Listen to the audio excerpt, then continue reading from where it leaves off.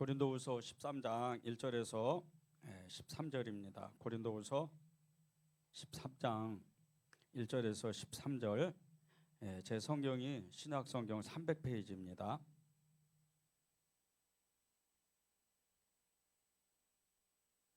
신약성경 300페이지입니다. 고린도후서 13장 1절에서 13절. 다 찾으셨죠? 우리 한 절씩 이렇게 교독하겠습니다. 내가 이제 세 번째 너희에게 가리니 두세 증인의 입으로 말마다 확증하리라. 내가 이미 말하였거니와 지금 떠나 있으나 두 번째 대면하였을 때와 같이 전에 죄 지은 자들과 그 남은 모든 사람에게 미리 말하노니 내가 다시 가면 용서하지 아니하리라. 이는 그리스도께서 내 안에서 말씀하시는 증거를 너희가 구함이니 그는 너희에게 대하여 약하지 않고 도리어 너희 안에서 강하시니라. 그리스도께서 약하심으로 십자가에 못 박히셨으나 하나님의 능력으로 살아계시니 우리도 그 안에서 약하나 너희에게 대하여 하나님의 능력으로 그와 함께 살리라.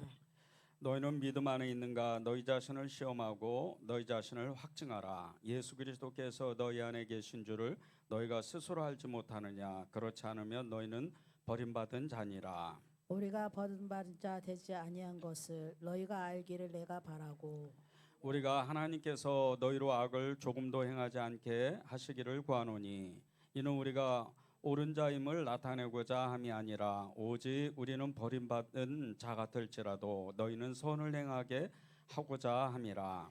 우리는 진리를 거슬러 아무것도 할 수 없고 오직 진리를 이할 뿐이니 우리가 약할 때 너희가 강한 것을 기뻐하고 또 이것을 위하여 구하니 곧 너희가 온전하게 되는 것이라. 그러므로 내가 떠나 있을 때에 이렇게 쓰는 것은 대면할 때에 주께서 너희를 넘어뜨리려 하지 않고 세우려 하여 내게 주신 그 권한을 따라 임하지 않게 하려 함이라.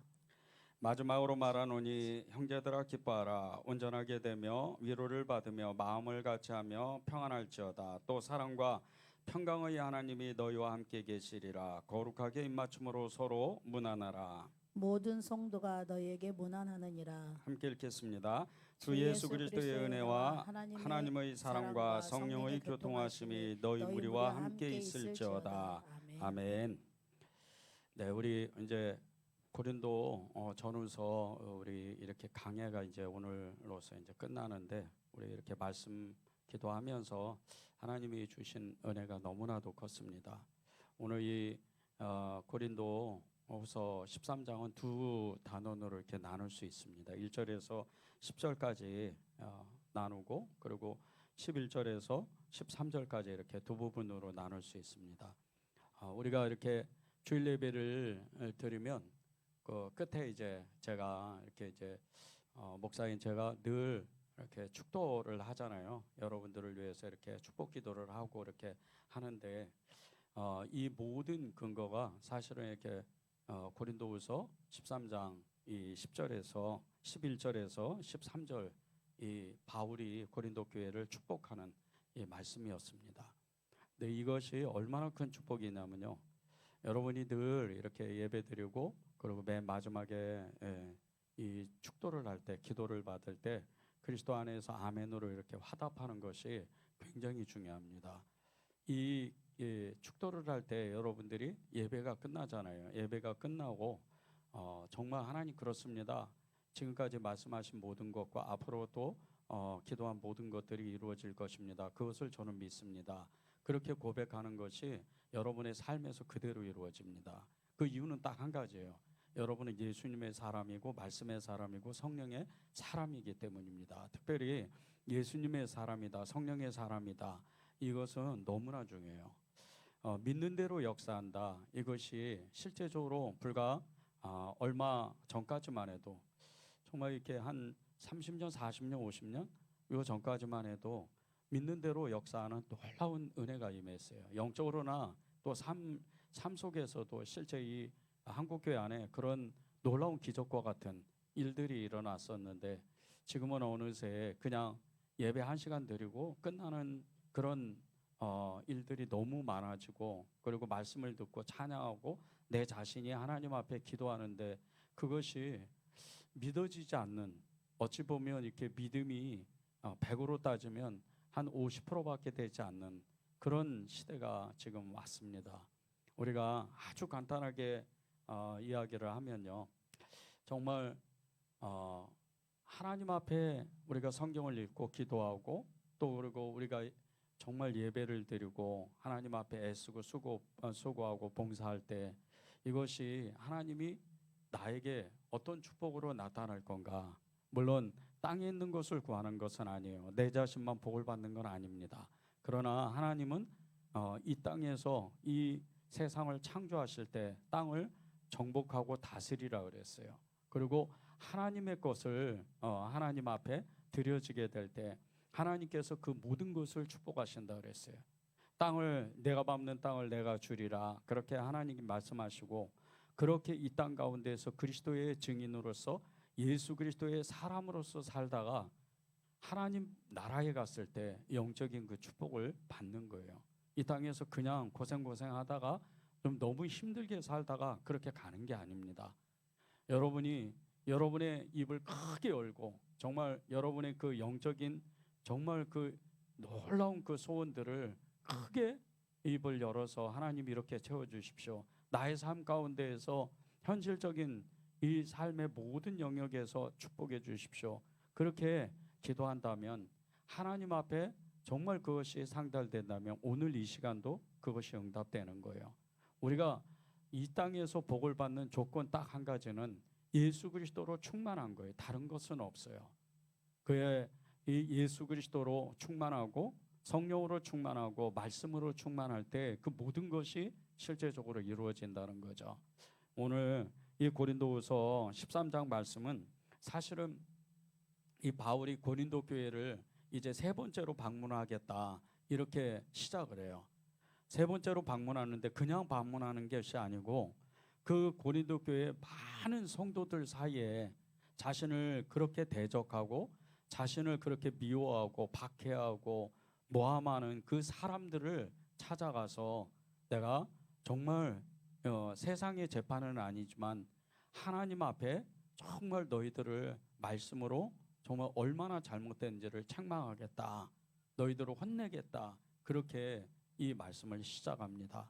그러면서 오늘 가장 중요한 말씀이죠. 이 고린도후서에서 이 13장 말씀에서 가장 중요한 말씀인데 이 5절에 너희는 믿음 안에 있는가 너희 자신을 시험하고 너희 자신을 확증하라. 예수 그리스도께서 너희 안에 계신 줄을 너희가 스스로 알지 못하느냐. 그렇지 않으면 너희는 버림받은 자니라. 이 말씀과 같이 우리 안에 계신 예수 그리스도, 우리가 믿음에 있는가, 믿음 안에 있는가, 우리 안에 계신 예수 그리스도로 살고 있는가, 이것을 증거하라는 거예요. 자신은 바울 자신은 자신이 있다는 거죠. 거기에는. 그런데 고린도 교회에 이 바울 자신을 바울을 이렇게 공격하고 모함하고 이런 사람들을 대상으로 너희들이 정말 그렇게 하나님을 잘 믿는다면 나보다도 더 예수님으로 충만할 것이다. 그런데 너희 자신을 확증하지 못한다면 너희는 버림받은 자일 것이다. 이렇게 경고를 하는 거예요. 우리도 가만히 생각해 보십시오. 우리가 버림받은 것까지는 아니지만 정말 우리 안에 있는 예수 그리스도, 우리 안에 계신 그 예수 그리스도께서 주시는 그 믿음으로 나는 살고 있는가, 이것은 너무나 중요하다는 거예요. 우리가 믿음으로 이 땅에서 살고 있다. 그 한 가지만 딱 놓고 보더라도요, 성경의 모든 인물들 중에 구약 때부터 이제 창세기서부터 시작을 하죠. 믿음, 첫 번째 믿음을 가진 사람, 그 사람을 우리가 말한다면 에녹일 겁니다.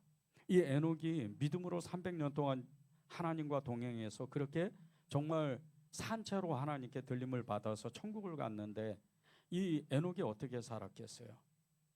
에녹이 무슨 믿음을 가지고 그가 이 땅에서 살았겠어요? 300년을 그렇게 살면서 온 세상의 악이 창궐한 가운데 에녹의 믿음, 이 믿음으로 어떻게 살았겠어요? 그는 하루 종일 예수님을 따라가고 하루 종일 하나님을 찾고 그렇게 하나님의 말씀대로만 살려고 애를 쓰는 거예요. 이게 믿음입니다. 이 에녹의 믿음은 정말 하나님이 기뻐 받으시는 놀라운 믿음이에요. 이게 믿음의 사람 그러면 대표적인 사람이 아브라함이잖아요. 믿음의 조상이라고 그러는데 이 아브라함이 하나님과 마음이 아팠고 하나님이 너무나도 칭찬했던 정말 믿음의 증인 중에 증인이라고 얘기를 해요. 그런데 에녹은 그냥 300년 동안 하나님과 동행을 했다 이렇게만 얘기를 해요. 그런데 아브라함은 믿음의 조상이었지만 산채로 하나님 앞에 가지는 못해요. 그러면 누가 더 믿음이 있는 거죠? 에녹이 더 믿음이 있는 거예요. 그렇게 너무 놀라운 그 믿음은요, 정말 기적을 만들고 능력을 만들고 어떤 초자연적인 힘을 만드는 게 아니에요. 하나님이 원하시는 믿음은 일상이에요. 하나님이 기뻐 받으시는 믿음은 우리의 일상입니다. 여러분이 그렇게 사는 거예요.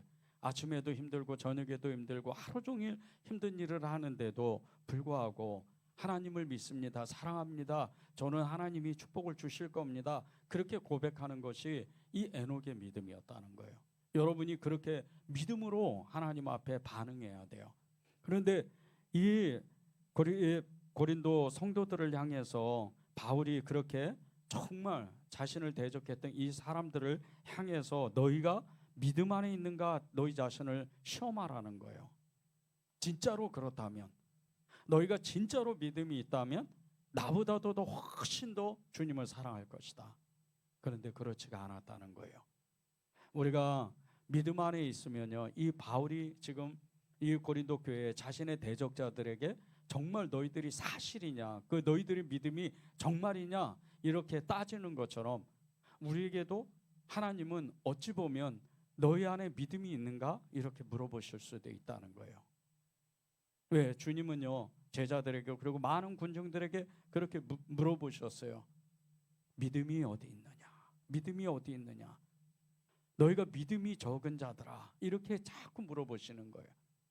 왜 그런 줄 아세요? 기적과 이적 표적만 보기 때문이에요.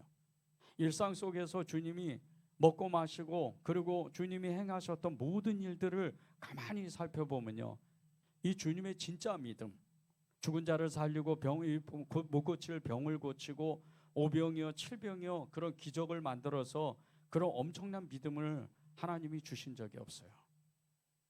예수님은 가장 가까이 있는 그 수백 명의 500명이 넘죠. 그리고 또 수만 명이죠. 수천 명이죠. 그 사람들 중에 12명을 딱 뽑아요. 그 기준이 뭐예요? 예수님과 3년 동안 함께 다녔던 사람들인 거예요. 이게 일상입니다. 이게 믿음이에요. 여러분이 그렇게 사도적인 믿음을 가진 거예요. 그것을 하나님 앞에 고백하는 거예요. 하나님, 저는 눈에는 보이지 않습니다. 아무것도 되어지는 건 없어요. 그러나 저는 주님을 사랑할 겁니다. 주님이 저를 축복하실 것을 저는 믿습니다. 이렇게 고백하는 거예요. 이게 믿음이 있는 사람이에요. 그리고 두 번째는 그 우리 안에 계신 예수 그리스도, 그 예수님이 계시는 줄 알지 못하느냐 이렇게 말씀을 해요. 우리 안에 예수님을 어떻게 확증하죠? 우리가 말하는 거에서, 우리가 생각하고 말하는 거에서 예수님을 확증하는 거예요. 아침에 일어나서 예수님, 저녁에 끝날 때 예수님 그렇게 고백하는 사람들 너무나 단순하고 어찌 보면 무식한 것 같아요. 그러나 그건 무식한 게 아니에요. 단순한 게 아닙니다. 이 세상에서 가장 큰 지혜예요. 예수님을 잊어버리고 예수님을 부르지 않는다면 이 세상에서 가장 큰 지식을 갖는다 하더라도 그 사람은 예수님을 따르질 못해요. 왜 그러냐면요, 그 사람의 주인은 지식이기 때문이에요. 그 사람의 지식은 가지고 있는 능력이에요. 그 사람의 그 믿음은 가지고 있는 모든 것이에요. 그런데 우리는요, 하나님 앞에 우리의 모든 것은 예수님입니다 고백하는 것이 우리가 말하고 행하고 생각하는 거예요. 그러니까 거기에서 하나님이 지혜를 부으시고 하나님이 축복하시는 거예요. 그리스도인의 삶은요, 직장도 다니고 사업도 하고 그리고 여러 가지 세상 일을 합니다. 그러나 가만히 생각해 보세요. 한 달 동안 열심히 돈을 벌고 한 달 동안 열심히 직장 생활을 하는데 왜 그렇게 우리가 하나님 앞에 고백을 하고 이것은 하나님이 하셨습니다. 제가 내 힘으로 다니고 내 힘으로 돈을 버는데도 하나님이 하셨습니다. 왜 고백을 하죠?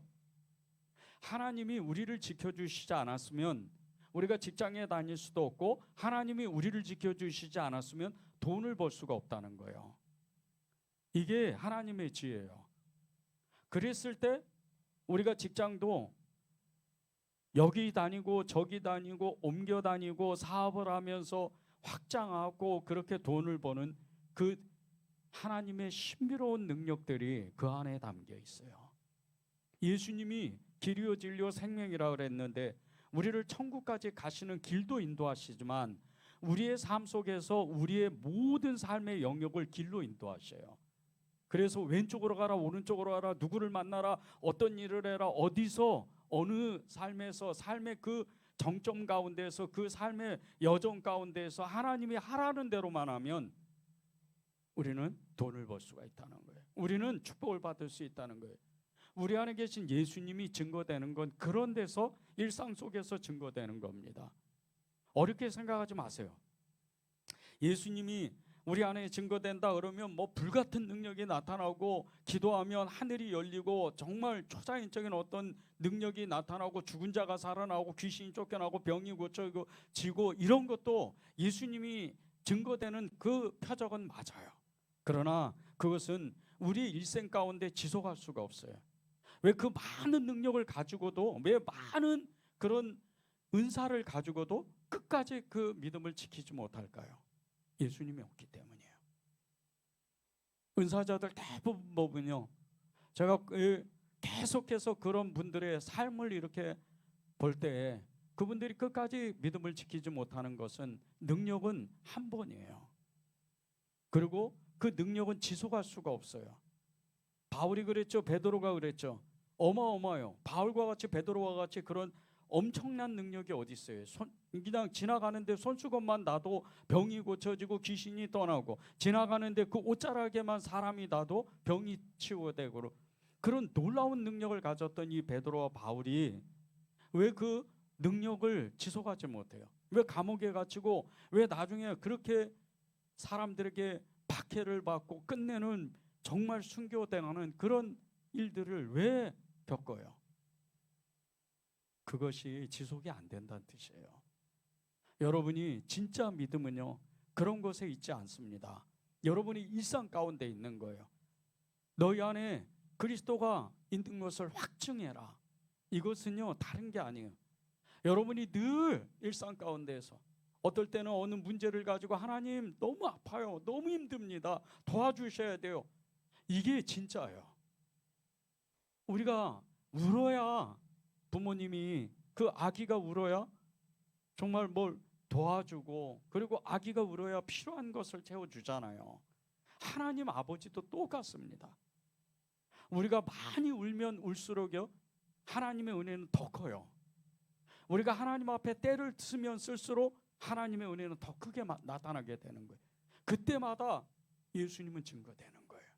예수님이 우리의 삶 속에서 그렇게 찾아와서 결국은 하나님의 영광, 주님이 하셨습니다, 그 고백을 받아내시기 위해서 나타내시는 거예요. 이게 우리 안에 계신 예수 그리스도, 믿음 안에 있는가, 믿음 안에 있는 사람이 예수님을 증거하는 거예요. 이것이 얼마나 중요하냐면요, 우리의 신앙생활 가운데에서 어떤 사람은요, 버림받을 수도 있다는 거예요. 성경에는 그런 사람이 많이 나옵니다.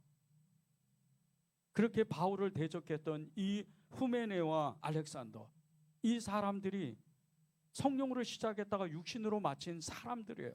그런 사람들은요, 하나님 말씀이 있었어요. 믿음이 있었습니다. 예수님을 만났어요.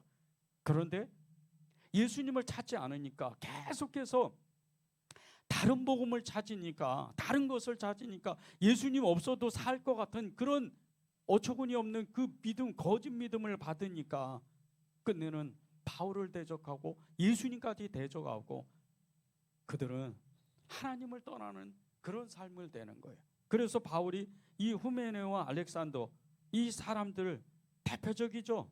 이 고린도 교회에 그런 사람들이 많았어요. 하나님을 잊어버리고 예수님을 찾지 않고 누가 더 세냐, 아볼로가 세냐, 아니면 베드로가 세냐, 바울이 세냐, 그렇게 따지고 있던 이 사람들을 향해서 바울이 버림받을 수 있다고 얘기하는 거예요. 여러분의 믿음이 하나님 앞에 정말 온전한 믿음의 양심을 하나님 앞에 고백해야 돼요. 이 후메네와 알렉산더가 버린 그 믿음은요, 디모데전서 디도서 1장 18절에서 20절에 나오는 것처럼 믿음과 착한 양심을 버린 사람들인 거예요. 믿음과 착한 양심, 우리 안에 다 있는 겁니다. 예수님을 인격적으로 만나서 우리가 완전히 자아를 버리고 자아를 부인하고 우리가 거듭이 나면 믿음이 생기고 선한 양심이 생겨요. 착한 양심이 생깁니다. 그것을 만들어내는 분이 성령님이세요. 그 성령님께 온전히 순종하지 않으면 우리가 예수님의 이름을 부를 수도 없어요. 예수님 앞에 고백할 수도 없어요. 예수님이 내 안에 계실 겁니다. 예수님이 나와 함께 계실 겁니다. 그렇게 고백할 수가 없다는 거예요. 그런 사람들은 버림받게 돼요. 예수님이 그 사람들을 축복할 수가 없는 거예요. 그러면 우리 안에 계신 예수님을 어떻게 하면 증거할 수 있을까? 그 비결은요, 오늘 말씀과 같이 성경 말씀이라는 거예요. 여러분이 왜 성경을 읽어야 되는 줄 아세요? 왜 그 성경 속에 빠져들어가고 성경을 여러분 안에 채워야 되는 줄 아십니까? 그분이 말씀이기 때문이에요. 그분이 말씀하신 모든 것을 책에 기록했기 때문이에요. 그런데 여러분이 그 말씀을 집중하지 않으면, 그 말씀을 먹지 않으면, 그 말씀을 여러분 안에 채우지 않으면 여러분은 세상의 지식과 여러분의 그 생각, 마음, 여러분의 계획으로 여러분을 채울 수밖에 없다는 거예요. 그렇기 때문에 하나님이 말씀이 육신되어 오신 예수 그리스도, 그분으로 채우라는 거예요. 그분으로 채워야 여러분이 예수님을 고백할 수 있고 여러분이 믿음으로 살 수가 있다는 거예요. 제정 러시아 시대에 트코미로프라는 사람이 있었어요. 이 트코미로프라는 사람은 그 어린 시절에, 소년 시절에 부모님과 함께 정말 너무나 열악한 그 환경이었던 이 유럽을 떠나서 정말 풍요로울 것 같은 이 러시아로 이주를 합니다. 이 러시아로 이주를 하는데 이 하필이면 또 이 시베리아 쪽으로 이렇게 이주를 해서 너무나 그 열악한 환경 가운데에서 그 부모님이 그냥 코로나에 걸려서 얼마 안 있다가 다 돌아가셔요. 그 어린 이 소년만 남는 거예요. 이 소년이 정말 어찌어찌 고생 끝에 도적대가 돼버려요. 그리고 그가 이 러시아 일대에서, 시베리아 일대에서 아주 유명한 그런 도적이 됩니다. 그것도 8년씩이나. 그 시베리아 주변에서 농사를 짓는 사람들에게는 공포의 대상이었어요. 그 소유를 다 빼앗고 가축들을 빼앗고 그렇게 사람을 정말 파리 목숨처럼 여기는 그런 잔인한 사람이었어요. 그 도둑대와 함께 하루는 어느 마을에 들어가서 사람들을 죽였는데 그 사람들 속에서 어느 한 사람이 책 2권을 자기 품에 가지고 있었어요. 그 중에 한 책이 신약성경이었어요. 이 디코미로프가 그 신약성경을 자기가 가져와서 그날 저녁에 그 불빛 아래에서 성경을 읽기 시작을 합니다. 그런데 첫 페이지에 이렇게 써 있는 거예요. 몇 년 몇 월 며칠 주님께 회개함으로 중생의 체험을 했습니다. 그날 주님은 내 죄를 용서하시고 그의 거룩한 보혈로 나를 씻어 주셨습니다. 이렇게 이 글을 보고 이 디코미로프가 너무 감동을 받아요. 그리고 성경을 읽어나가기 시작합니다. 하루 이틀 계속 성경을 읽어요. 그러다가 누가복음에 나오는 이 두 십자가의 강도 이야기를 그 부분에서 회심을 해요. 그리고 이제 모든 죄악된 생활을 청산하기로 마음을 먹습니다. 그런데 이 디코미 로프를 좋아했던 강도들이 함께 자수를 해요. 그리고 제정 러시아의 그 정부 당국에 정말 자수하러 갔는데 10년 중노동형을 받습니다. 시베리아 땅에서 너무나 고생을 해요. 몇 년 후에 국가 경축일에 사면을 받아서 풀려납니다. 그리고 모스크바로 돌아와서 복음을 전하는 사람이 돼요. 이 디코미로프가 평생토록 그렇게 복음을 전하는 전도자의 삶을 살아요. 그 디코미로프의 이 죽고 나서 그가 가지고 있는 성경, 평생 가지고 있는 그 성경, 이 도둑되었을 때 자기가 어떤 사람을 죽이고 빼앗은 그 성경이에요. 그 성경 앞부분에 이렇게 그가 글을 써놨어요. 사랑하는 형제여, 그리스도를 위하여 나를 용서해 주십시오. 내가 죄 속에 빠져 있을 때 당신을 죽게 했습니다. 주님께서 나를 용서해 주시고 나에게 새 생명을 주셨습니다. 당신의 죽으심을 나를 위한 것만 아니라 온 인류를 영생으로 이끄시기 위한 것이었습니다. 이 성경은 나의 굳어진 마음을 생수같이 부드럽게 해주었지요. 이로써 나는 그대와 나의 하나님을 찬양합니다. 할렐루야. 이렇게 글을 써놓은 거예요. 성경 말씀이 한 사람의 인생을 완전히 변화시켜요. 성경 말씀이 한 사람의 그 지옥 같은 삶을 빠져나오게 만드는 거예요. 하나님의 말씀, 성경 말씀은요, 이런 놀라운 능력을 가지고 있어요. 죽음에서 생명으로 이르게 하는 하나님의 역사가 나타나게 돼 있어요. 여러분이 성경을 읽고 정말 견디기 어려운 어떤 환경에 빠져 있을 때 그 성경을 읽고 진짜 그 성경 말씀을 믿는다면 그 어려운 환경을 이길 수가 있어요. 이게 성경의 힘입니다. 성경의 힘은 다른 게 아니에요. 그 어려움을 능히 이길 수 있을 뿐만 아니라 또 다른 하나님의 놀라운 능력이 거기에 덧붙여져요. 여러분의 생각, 마음, 첫 번째 영적으로 완전히 눈이 열립니다. 그리고 말하는 대로 실제 이루어져요. 성경의 사람들은요, 모든 말씀을 그냥 믿는 사람이에요. 이런 사람들은 주 예수 그리스도의 이름을 선포할 때 정말 마귀가 그 자리에서 떠나고 귀신이 무서워서 떠는 이런 존재입니다. 그리고 그는 말씀의 사람이 되는과 동시에 예수님의 옷을 입던 거예요. 이런 사람들은요, 무엇이든지 원하는 대로 주님이 말씀하신 것처럼 내 귀에 응한 대로 내가 응답하리라. 그 말씀이 실제적으로 이루어져요. 왜 말씀을 우리가 읽습니까? 왜 우리가 말씀 앞에 있습니까? 시편 119편 105편에 보면요, 5절에 보면요, 주의 말씀은 내 발의 등이요 내 길의 빛이라 그래요. 주의 말씀은 내 발의 등이요 내 길의 빛이다. 인생길을 길이요 진리요 생명 되신 예수님이 나의 인생길을 인도하시는 것처럼 실제라는 거예요. 말씀을 진짜로 믿는 사람은 그 인생길을 책임진다는 뜻이에요. 여러분이 성경 말씀을 소홀히 여기면 안 돼요. 생명을 걸어야 됩니다. 목숨을 걸어야 돼요. 하루라도 여러분이 성경을 안 읽으면 여러분의 영혼이 잠잔다고 생각해야 돼요.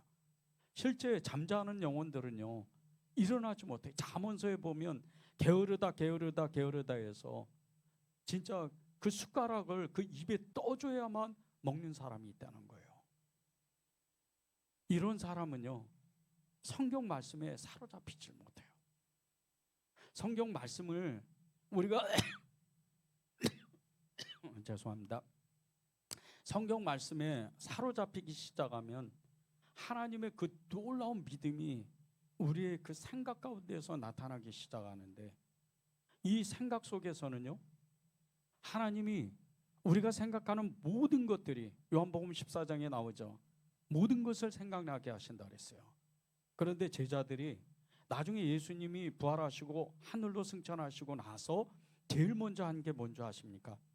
복음을 전하고 귀신을 쫓아내고 능력을 행하는데 베드로가 그것을 대표적으로 했어요. 말한 대로 이루어지는 거예요. 아주 간단한 설교입니다. 이 베드로의 간단한 설교, 이 사도행전 3장의 간단한 설교로 3,000명 5,000명이 하나님 앞에 돌아와요. 이게 무슨 능력인 줄 아세요? 그가 말하는 건 하나님이 옆에서 다 이루신다는 뜻이에요. 그런데 이 모습이 어디서 나오죠? 오병의 기적, 칠병의 기적에 보면요, 예수님이 50명씩 앉게 하시고 그 어린아이가 가져온 이 물고기 5마리, 보리떡 2개 가지고 기적을 행했잖아요. 주님이 들으신 것을, 아버지 하나님께서 들으신 것을 저는 믿습니다. 이렇게 기도해요. 우리가 말씀에 진짜 사로잡히면요, 이 말씀을 근거해서 하나님 앞에 기도하면 이 자리에서도 못 이룰 게 없어요. 여러분에게 이 고린도후서 말씀을 마치면서 하나님이 우리에게 말씀하시는 건 다른 게 아니에요. 너희 안에 있는 예수 그리스도의 믿음을 확증하라. 그것이 말씀이다. 그 말씀을 진짜로 믿으면 너희가 원하는 대로 그대로 이루어진다. 이 뜻이에요. 여러분이 진짜로 주의 말씀은 내 발의 등이요 내 길의 빛이니이다. 우리 인생의 모든 길이 성경 속에 있다는 것을 진짜로 믿는 그 순간서부터 하나님은 일하세요. 우리가 나는 죽고 예수로 산다. 우리가 믿음대로 하나님이 나를 축복하신다. 그리고 나의 인생길 가운데 모든 인생에, 아니 앞으로의 그 영적인 미래의 모든 세계를 우리가 예언하고 예측하고 그리고 우리의 모든 후손들에게 우리의 믿음을 전해줄 수 있는 것은 말씀이에요. 이게 예수 그리스도의 말씀입니다. 여러분 자녀들이 예수님을 부를 수 있는 것은 여러분이 말씀만 사로잡혀 있으면 굳이 예수님을 믿으라 말라 이렇게 안 해도 돼요. 왜 그러냐면요, 여러분의 자녀가 다 알아요. 여러분이 말하는 거 긍정적인지 부정적인지 다 압니다. 그런데 말씀의 사람, 예수 그리스도의 사람은 부정을 얘기할 수가 없어요. 그래서 자녀들이 그것을 보고 진짜 하나님이 계시는구나. 우리의 자녀들이 제일 따지기 좋아하는 게 뭐죠? 창조론이냐 진화론이냐, 그걸 계속 따져요. 그런데요, 말씀에 사로잡혀 있는 사람이 옆에 있으면 그것을 따지지 못해요. 왜? 영이기 때문에. 하나님의 영적 세계는요, 이 세상에 있는 논리 가지고, 세상에 있는 어떤 그런 학문을 가지고 따질 수가 없어요. 우리가 다 알지 못하는 하나님의 비밀함, 영적 그 모든 능력이 그 말씀 속에 있기 때문이에요. 여러분이 말씀을 그렇게 붙잡고 있으면 정말 하나님께서 여러분을 통해서 일하기 시작하는데, 여러분이 정말 예수님을 뜨겁게 사랑하고 여러분이 예수님을 따르고 싶잖아요. 고백하고 싶고 그분을 사랑하고 싶잖아요. 그리고 여러분의 삶 가운데에서 정말 나는 이렇게 살 수는 없다, 나는 정말 축복받고 싶다, 그렇게 간절한 소망들이 있잖아요. 하나님의 일을 하고 싶은 마음들이 있잖아요. 나의 사명이 뭔지, 하나님이 나를 축복하셔서 내가 이 사명의 길을 기쁨으로 감사함으로 능히 가고 싶잖아요. 그러려면 말씀이 있어야 돼요. 그러려면 예수 그리스도의 말씀이 내 안에서 솟구쳐 올라서 샘솟듯, 아니 요단강이 넘치는 것 같이 정말 계속해서 쏟아 나와야 돼요. 그렇게 여러분이 하나님의 손에 붙잡힌 바 되어야 돼요. 낙동강하고 한강 그 수원지가 이 태백산에 있습니다. 이 태백산에 있는데 그 수원지는 저는 가보진 적은 없어요. 그런데 인터넷으로 보니까 그 수원지는 아주 작은 샘물이에요. 그런데 그것이 정말 그 수백 킬로를, 수백 리를 그렇게 흘러내려가다가 어마어마한 한강이 되고 어마어마한 낙동강이 돼요. 그 작은 샘물이. 말씀의 힘은 이거보다 더 큽니다. 여러분 속에 있는 그 말씀이 샘솟듯 솟아나기만 시작하면요, 여러분이 말한 대로 생각한 대로 다 이루어지는 거예요. 진짜 초자연적인 하나님의 역사가 예수 그리스도의 그 이름으로 나타나게 되고 예수 그리스도의 믿음이 확증되기 시작하는 거예요. 바울이 전도 여행을 하면서 고린도 교회를 3번이나 방문합니다. 첫 번째는 그리스 아덴에서 이 전도하다가 복음을 실패해요. 전도가 실패합니다. 그리고 찾아간 곳이 어쩌어쩌에 찾아간 곳이 고린도예요. 그곳에서 1년 6개월 동안 복음을 전해서 교회를 세웁니다. 그리고 그곳을 떠나서 에베소로 갔다가 정말 자기가 세운 교회가 형편없이 그냥 무너져가는 모습을 보고 그리고 2번째 방문을 해요. 그런데 이때 이 자신의 사도권을 의심했던 사람들, 적그리스도의 사람들이죠. 이 대적자들에게 정말 말할 수 없는 수모를 당하고 쫓겨나와요. 그리고 에베소로 다시 갑니다. 그리고 3번째 다시 이 에베소에서 이 고린도 교회를 방문하는데 이 방문하는 이유가 있어요. 예루살렘 교회에 너무 극심한 이 너무나 어려운 이 형편에 처해져 있는 거예요.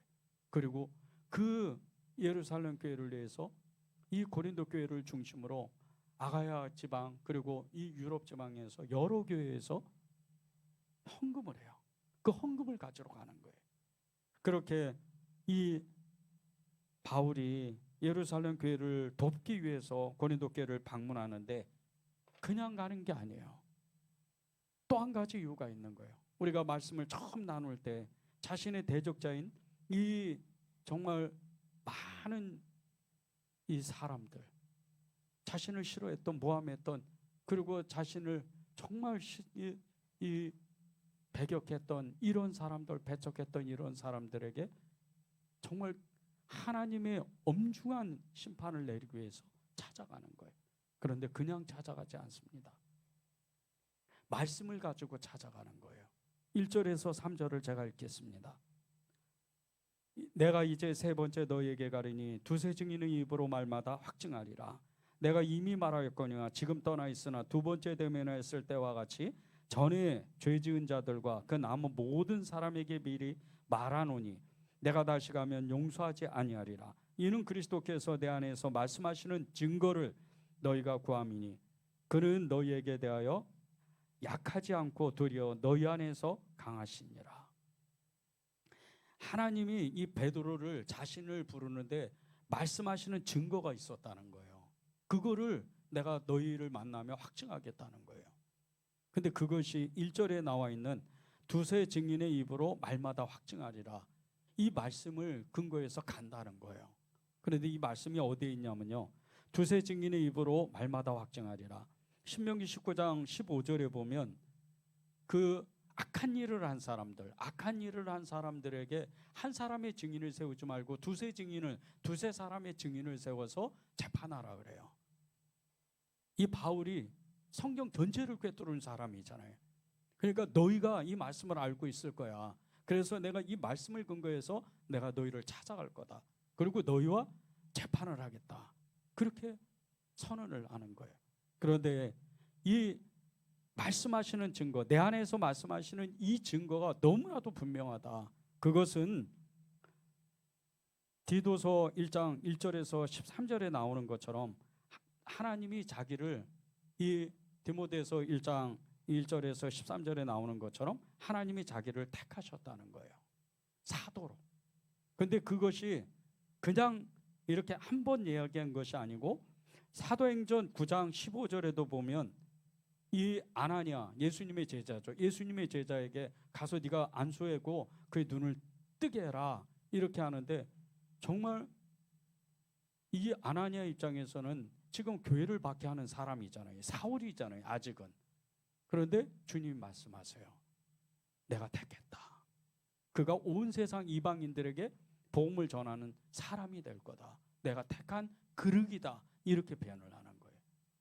그리고 누가복음 6장 13절에 보면요, 이 택한다는 말씀을 또다시 하는데 이 택한다는 말씀이 누구를 대상으로 하냐면요, 12명의 사도를 택했다는 거예요. 그렇게 자기는 하나님께 사도로 택함을 받았다는 거예요. 우리가 왜 말씀에 근거가 있어야 되는 줄 아세요? 여러분이 정말 진짜 마음에 소원이 있다면 말씀을 근거해서 하나님 앞에 드려야 돼요. 우리가 중언부언한다고 기도한다고 그렇게 많이 얘기를 하잖아요. 그 마음의 소원들이요 거의 이루어지지가 않아요. 왜 그런 줄 아세요? 말씀에 근거가 없으니까 그래요. 이거 해주세요, 저거 해주세요. 그러니까 말씀이 없으니까 계속해서 원론적으로만 기도하는 거예요. 그런데 말씀이 있으면요 하나님 앞에 정확하게 기도하게 돼요. 교회의 부흥을 위해서 왜 기도하죠? 어떤 근거, 무슨 근거가 있어서 기도하냐는 거예요. 우리 은혜제일교회를 위해서 어떤 말씀이 있어야 되잖아요. 제가 27년 전에 처음으로 받은 말씀이 마가복음 1장 17절이었어요. 나를 따라오라. 내가 너희를 사람을 낚는 어부가 되게 하리라. 그 말씀을 붙잡고 계속 기도하는 거예요. 그리고 이제 교회를 하나님이 담임하게 하셔서 주신 말씀이 마태복음 16장 16절이에요. 내가 베드로의 그 고백으로 예수님이 말씀하셨어요. 너는 이제 정말 반석이라 그래라. 그리고 이 반석 위에 내가 내 교회를 세우리니 음부의 권세가 견디지 못하리라. 이 말씀은 단순히 음부가 견디지 못하는 게 아니에요. 교회가 세워지면요 세상이 빛과 소금이 되고 세상이 밝혀지는 거예요. 왜 교회에서 우울하고 왜 교회에서 낙심하고 왜 교회에서 염려하고 근심하고 두려워해요? 아닙니다. 교회가 세워지면 세상이 너무 기뻐해야 돼요. 세상이 기대감이 있어야 돼요. 교회는 그런 능력이 있는 거예요. 이 두 가지의 말씀을 가지고 근거하고 그 말씀의 근거로 하나님 앞에 부르짖어 기도하는 거예요. 그랬을 때 하나님의 때가 되면 응답하시는 거예요. 여러분의 삶에도 똑같아요.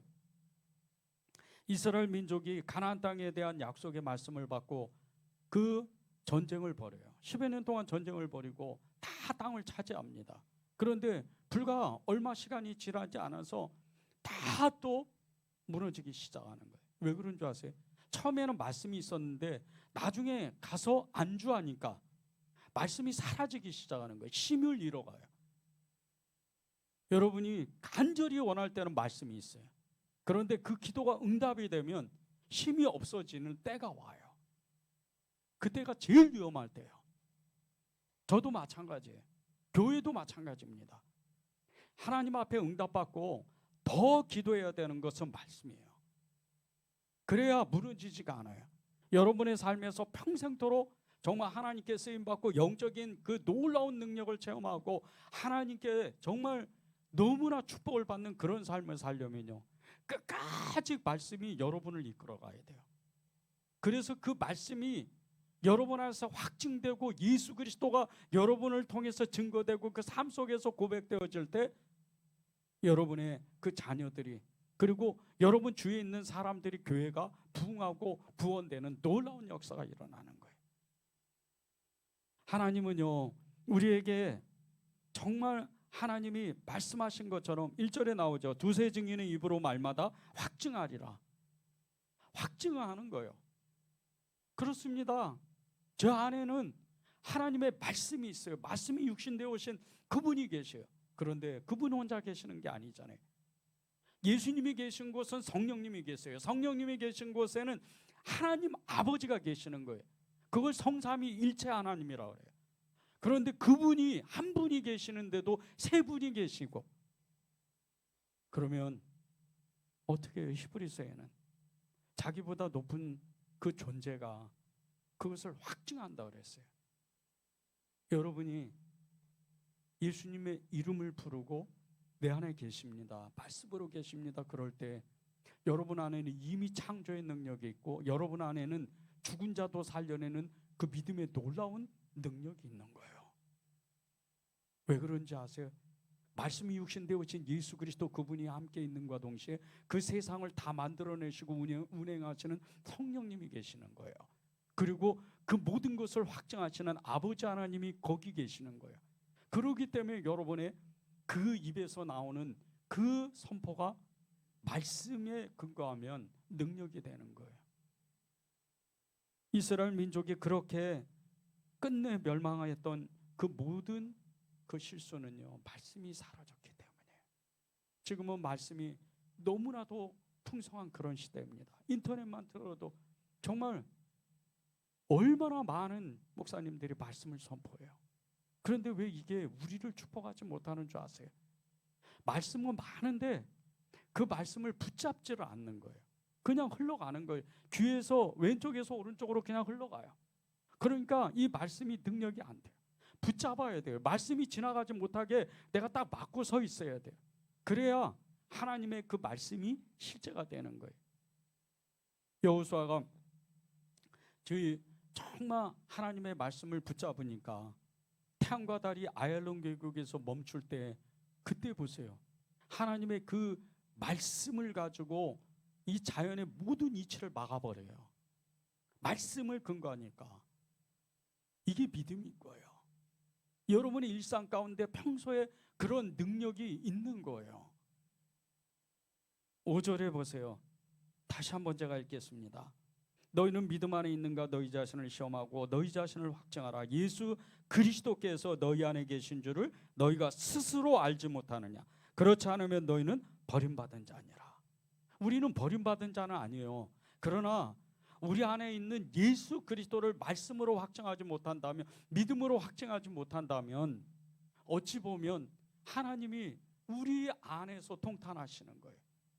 어찌 믿음이 없느냐, 믿음이 없느냐고 계속해서 믿음이 적은 자들하고 그렇게 책망하시는 거예요. 우리가 기도하다 보면요, 성령의 감동으로 영감이 떠오를 때가 있습니다. 누구를 만나야지, 누구를 정말 어디를 가야지, 그리고 무엇을 해야지, 이런 영감이 떠오를 때가 있어요. 이 대부분의 이 경험들이요, 이게 삶의 방향을 정합니다. 여러분이 기도하고 직장을 얻잖아요. 여러분이 기도하고 누구를 만나잖아요. 이사도 하고 자동차도 사고 그렇게 하잖아요. 그런데 이게 한 번, 두 번, 세 번 이렇게 지나갈 때마다 능력이 돼요. 그리고 끝내는요, 우리 인생 전체를 이끌어가는 거예요. 기도하다가. 그런데 이 영감이 진짜 하나님의 영감이 되려면 말씀이 있어야 돼요. 그리고 그 영감에 민감하게 반응하고 분별해내서 하나님 앞에 부르짖어 기도하는 거예요. 그러면 그때부터 여러분의 기도에 응답, 그 능력이 나타나고 권능이 나타나기 시작하는 거예요. 미국의 대표적인 기독교 기업가인 스탠리 템, 플라스틱 사업의 선두주자예요. 지금으로부터 한 100년 전이에요. 정말 너무나 놀라운, 정말 기적과 같은 일을 만들어낸 사람입니다. 이 사람이 정말 어마어마한 사업을 일으켜서 정말 엄청난 돈을 벌었는데 이 모든 것을 가지고 하나님의 사업을 합니다. 이 스탠리템은 그 사업 초기에 재정적으로 어려운 환경에 빠져요. 너무나 힘듭니다. 그때 하나님의 말씀을 근거해서 정말 간절히 기도합니다. 살려달라고. 그리고 하나님이 축복하시면 제가 하나님의 일을 하겠습니다. 서운을 해요. 근데 그때부터 이 재정의 어려움이 빠져나가기 시작하고 오히려 사업이 날마다 확장하고 몇 년 안에 이루 말할 수 없는 돈을 벌어요. 그리고 그의 평생에 정말 한 사람이 이룰 수 없는 놀라운 축복을 받습니다. 그가 정말 엄청난 돈을 벌고 하나님 앞에 서원한 것처럼 그 어느 날부터 회사의 이익 51%를 하나님께 헌납합니다. 그리고 나중에는 이 회사의 100% 소유권을 하나님께 돌리고 하나님의 사업을 선포하기 시작해요. 그 일이 있고 나서 전 세계의 선교단체를 세우고 구호단체를 세우는데 수천만 달러를 기부합니다. 복음 전파와 교육, 의료, 교회 개척에 아주 힘을 쓰는데 그 놀라운 일들로 인해서 해마다 2만 5천 명이 예수님을 믿어요. 그리고 매년 85개 새로운 지역의 교회가 개척되고 450명 이상의 전임 선교사를 파송을 해요. 이 스탠리템이 경영하는 회사 그 도로변 그 벽면에는 그 회사 이름보다 더 큰 글씨로 이렇게 글이 써져 있어요. 그리스도가 해답이다. 그리스도가 해답이라는 거예요. 정말 말씀을 붙잡고 기도하니까 이렇게 믿고 기도하니까 이렇게 큰 축복을 주는 거예요. 왜? 말씀의 힘이 우리가 얼마나 큰지를 알지를 못해요. 이 말씀의 능력이 얼마나 큰지를 알지 못해요.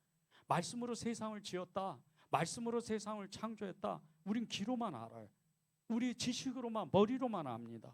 우리 심장까지 내려와야 되는데, 이 말씀이 하나님이시고 이 말씀이 예수님이신 것을 우리가 몸으로 체득하고 그것을 실제적으로 영은 아는데 우리의 육신이 알지 못하니까, 이게 영 따로 육신 따로, 그리고 영적인 세계 따로 현실 세계 따로 이렇게 사는 거예요. 이게 실제가 돼야 돼. 왜 믿음의 사람들, 기독교 2000년 역사에 수많은 그 믿음의 증인들은 그렇게 살았는데 왜 우리는 안 되냐는 거예요. 말씀을 붙잡으십시오. 말씀을 진짜 읽으십시오. 말씀을 생명처럼 여러분이 붙잡아야 돼요. 약속의 말씀을 붙잡는 사람들이 어떤 응답을 받냐면요, 히브리서 6장 17절이에요. 하나님의 약속을 기업으로 받은 자들에게 그 뜻이 변하지 아니함을 충분히 나타내시려고 그 일을 맹세로 보증하셨다. 하나님의 약속을 기업으로 받은 자가 있다는 거예요. 하나님의 약속을 기업으로, 성경 말씀을 아예 기업으로 받은 사람이 있다는 거예요. 이런 사람은요, 하나님 아버지께서 아예 확증하신다는 거예요. 그것이 사실이라는 거예요. 여러분이 그런 사람들이 돼야 돼요. 여러분이 그런 사람들의 축복을 받아야 돼요. 여기 수천 명이 있고 수백 명이 있어서 그런 복을 받는 게 아니에요. 하나님은 한 사람만 찾아요. 한 사람만 만나기 그 원하시는 거예요. 그 믿음의 사람, 그 사람을 만나고 싶은 거예요. 믿음이 없느냐? 이 세대 가운데, 믿음이 없는 세대 가운데 그 믿음의 사람 한 사람을 만나고 싶은 거예요. 그게 주님의 간절한 마음입니다. 말씀을 믿어라. 말씀이 육신되어 오신 예수 그리스도라는 걸 진짜 믿으라는 거예요. 내 안에 계신 예수 그리스도, 그분이 계신다는 것을 증거하는 것이 말씀인데, 이 말씀을 붙잡고 기도할 때 정말 그 믿음이 날마다 달라져요. 여러분이 그것을 정말 실험해 보면 좋겠어요. 오늘 다르고 한 달 후에 다르고 1년 후에 다르고 수년 후에 여러분의 믿음이 지금보다 완전히 차원이 달라져요. 하나님, 이 말씀 중에 믿지 못하는 것도 있습니다. 그러나 한 절 한 절, 한 구절 한 구절을, 한 장 한 절을 제가 한 권 한 권을 그 떼면서 이 말씀대로 진짜 믿기를 원합니다. 그렇게 여러분이 성경을 읽어 나가면서 기도하면 하나님이 때가 되면요, 정확하게 하나님의 말씀의 증거를 나타내시기시작하는 거예요. 미국 34대 대통령인 드와이트 아이젠하워, 이 아이젠하워 대통령이 성경에 대해서 이렇게 이야기를 했어요. 가장 정확한 의미에서 성경은 우리에게 있어서 영원한 영적 진리를 복원하고 있는 유일한 보고입니다. 영원한 진리를 가지고 있는 보고라는 거예요. 이 아이젠하워가 기도하던 사람이에요. 성경을 읽은 사람입니다. 늘 성경을 읽어요. 이 아이젠하워 대통령이 아니면 우리나라도 아니면 어쩌면 공산화가 될 수도 있었을 가능성도 많잖아요. 우리나라에서는 아주 중요한 대통령이에요. 시대적으로 보면 믿음의 사람이 있는 것과 믿음의 사람이 어느 시대에 사는 것은 완전히 달라요.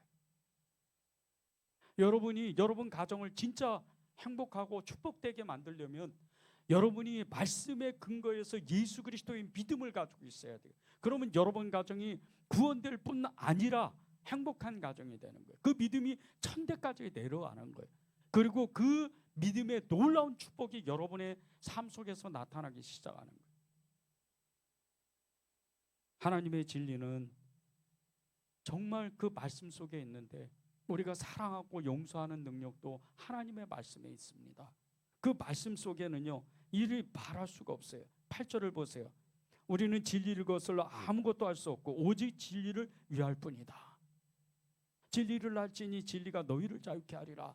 그렇게 말씀하셨는데 그 진리 가운데에서 사는 사람, 진리의 말씀을 붙잡고 정말 애쓰고 수고하는 이런 사람은요, 하나님의 그 말할 수 없는 사랑과 하나님의 그 말할 수 없는 믿음과 용서, 이 믿음의 역사가 끊임없이 일어난다는 거예요. 미워할 사람 없어요. 처음에는 마음이 무너지고 어렵고 분노가 일어나고 미움도 일어나겠죠. 그러나 말씀이 그 사람을 사로잡게 되면요, 미워할 사람이 없는 거예요. 점점 사랑의 능력이 더욱 커져요. 이 사랑의 능력은 믿음과 뒷골이에요. 완전히 결부가 되어 있습니다. 사랑하는 사람은 모든 걸 믿어요. 왜? 그분을 사랑하잖아요. 나를 사랑하고 이웃을 사랑하잖아요. 주님이 이 유대인들에게 그렇게 말씀하셨잖아요. 선지자의 모든 강령이 뭐냐? 내 마음을 다하고 뜻을 다하고 성품을 다하고 목숨을 다하여 주 너의 하나님을 사랑하고 내 자신을 사랑하는 것 같이 이웃을 내 몸과 같이 사랑하라. 이것이 선지자의 모든 강령이다.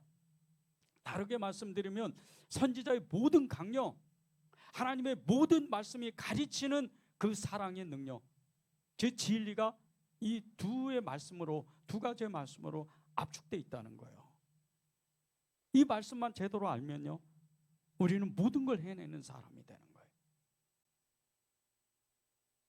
길이요 진리요 생명이신 예수님, 그분을 통해서 우리가 사랑과 용서의 믿음을 갖게 되는데, 우리가 이 믿음만 가지고 있어도 우리의 그 삶 속에서 거치는 모든 그 악한 것들, 두려움, 염려, 근심, 그리고 싸움, 다툼, 그 모든 열등의식, 비교의식, 이 모든 것들이 다 사라지게 돼 있어요. 그리고 우리는 완전히 세상을 밝혀내는 그리스도의 빛이 끊임없이 솟구쳐 오르는 빛나는 그런 사람이 되는 거예요. 그래서 요한계시록에 가면 예수님을 정말 빛난 노슬, 그 새벽별 같은 그런 분이라고 말씀하셨잖아요. 빛난 옷을 신고 그렇게 새벽별 같은 그런 분이다. 그런데 그 말씀이 우리에게 말씀하시는 게 어떤 말씀인 줄 아세요? 우리도 똑같이 새벽별 같이 살 수 있다는 거예요. 여러분이 그런 능력이 있는 거예요. 악하고 악한 시대에 오직 하나님의 말씀만 살려고 애를 썼던 이 레갑의 아들 요나답의 후손이죠. 이 사람들은 포도주를 입에 대지 말라는 그 조상의 명령을 듣고 그렇게 하나님 그 조상의 말씀대로 살려고 애를 썼어요. 수백 년 동안. 그런데 하나님이 이들의 삶을 보고 축복하십니다.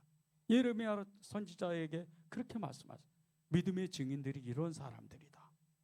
바꿔 말하면요, 여러분이 지금 일상 속에서 아무것도 되어지지 않는데 말씀을 믿습니다, 이렇게 선포하고 따르게 될 때 하나님은 이미 하늘의 문을 여시는 거예요. 다 여러분을 축복하려고 준비하시는 거예요. 왜? 이 사람은 진짜 믿음의 사람이기 때문에. 에녹이 그런 사람인 거예요. 그렇게 100년을 넘게 정말 산꼭대기에서 그렇게 방주를 졌던 이 노아가 그런 믿음인 거예요. 그렇게 조롱받고 그렇게 멸시받는데도 끊임없이 그 산꼭대기에서 배를 만드는 거예요. 하나님의 말씀이니까. 그게 일상인 거예요. 그게 여러분을 하나님이 축복하시려고 하는 그 일상 속에서 말씀대로 사는 사람을 만들기 위해서 여러분을 부르신 거예요.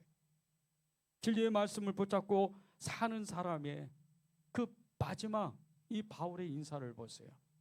너무나 놀라운 말씀이에요. 저도 늘 성경을 읽고 늘 성경을 공부하니까 이 말씀이 어떤 뜻이라는 걸 잘 알고 있습니다. 그런데 보세요. 11절에서 13절을 제가 읽겠습니다. 마지막으로 말하노니 형제들아 기뻐하라. 온전하게 되며 위로를 받으며 마음을 같이하여 평안할지어다. 또 사랑과 평강의 하나님이 너희와 함께 계시리라. 거룩하게 입맞춤으로 서로 문안하라. 모든 성도가 너희에게 문안하느니라.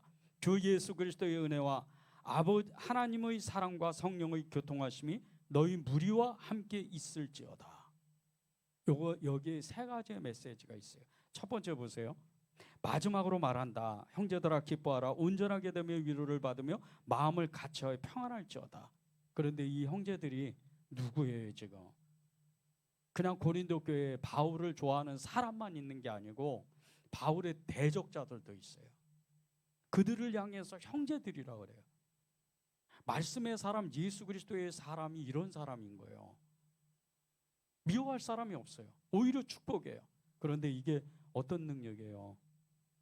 예수님이 제자들을 둘씩 보내가지고 이제 전도를 여행을 보내요. 근데 꼭 이렇게 당부합니다. 어느 마을에 들어가면 그 마을 입구에서 그 마을을 향해서 마음껏 축복해라. 그 마을에 어마어마한 복이 들어가도록 축복을 해라.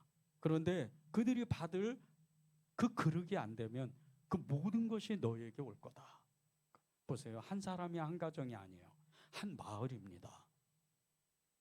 여러분이 말씀의 사람이 되고 예수 그리스도의 사람이 되면 누구를 향해서 정말 큰 축복을 하잖아요.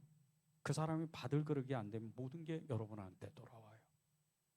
그래서 여러분들이 정말 하나님, 이 사람은 축복해야 돼요.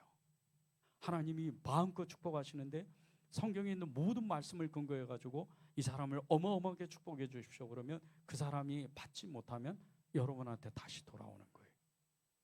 어마어마한 축복이잖아요. 바울이 실제 하늘의 문을 열고 닫는 그런 능력, 하늘에 놀라운. 바울은 누구예요? 귀신도 알아봤어요. 스게와의 그 7 아들이 바울의 능력을 받겠다고 까불다가 귀신 들린 사람한테 어마어마하게 혼나잖아요. 그때 귀신 들린 사람이 얘기를 해요. 내가 예수님도 알고 바울도 알거냐. 너는 누구냐? 귀신이 바울을 알아봐요. 여러분요, 말씀을 가지고 예수 그리스도 안에 있으면요, 귀신이 여러분을 무서워해요. 세상이 여러분을 무서워하는 거예요. 그런 능력이 여러분 안에 있습니다. 두 번째는요, 보세요. 평강의 하나님이 너희와 함께 계시겠다. 평강의 하나님. 여러분의 일생 가운데 하나님의 평강, 내가 주는 것은 평안이다. 이 말씀이 그대로 임하잖아요. 여러분이 생각하는 모든 것들이 하나님은 다 하셔야 돼요. 내 일생 가운데 하나님, 제가 이런 일을 하고 싶습니다. 그러면 하나님이 그 모든 걸 만들어 주시는 거예요. 왜? 하나님은 평안의 하나님이기 때문에. 그 평안을 주신 사람. 지금 우리 집 밖에는 정말 내 인생 밖에는 어마어마한 그 어려움이 있고 그 삶의 고통이 있고 그런 모든 것이 있는데도 평안을 유지하는 거예요. 이런 사람은요, 생각한 대로 말한 대로 이루어지는 거예요. 실제 주님이 그 어마어마한 폭풍 가운데 갈릴리 바다에서 무리를 걸어오시는 밤 사경에 걸어오실 때 제자들이 무서워서 벌벌 떨잖아요. 그런데 주님이 딱 가까이 오셔서 내니 두려워하지 말라 이렇게 말씀하시고 다 끝나자마자 어떻게 돼요? 그 폭풍이 일순간에 잠잠해지는 거예요. 주님이 다 계시니까. 여러분에게 하나님의 평안이 임하면 그 어떤 어려움이라도 난관이라도 다 잠잠하게 돼 있어요. 예수 그리스도의 이름으로 명하노니 잠잠할지어다. 이렇게 되면 하나님이 여러분의 일생을 편안하게 만드시고 평온케 만드셔서 축복하시는 거예요. 이게 바울이 이 고린도 교회를 향하여 축복한 기도예요. 세 번째예요.